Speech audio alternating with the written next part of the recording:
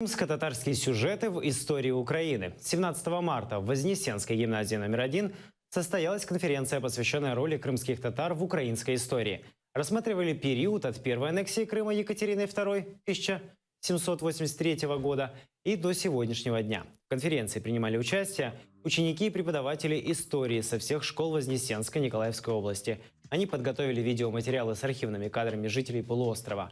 В качестве очевидцев событий аннексии 2014-го выступили крымско-татарские молодежные активисты Эмиль Ибрагимов и Мухаммед Умеров.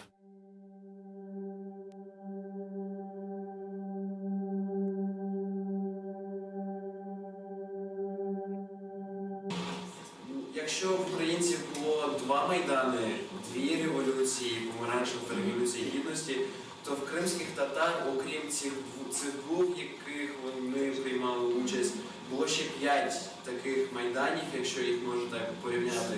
В різні періоди незалежної України ми боролися за свої права. Очень свободолюбивый народ.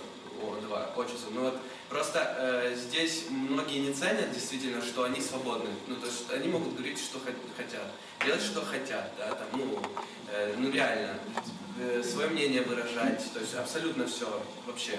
В Крыму же мы себе ставим какие-то определенные рамки, мы себя чувствуем как в 4 стенах.